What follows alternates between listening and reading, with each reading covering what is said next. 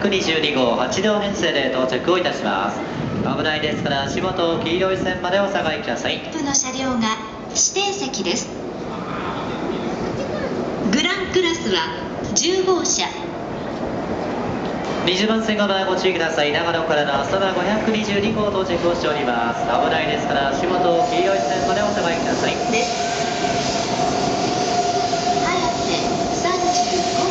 20番線到着の列車折り返し運転のため車内の清掃点検を行います。お客様のすぐのご利用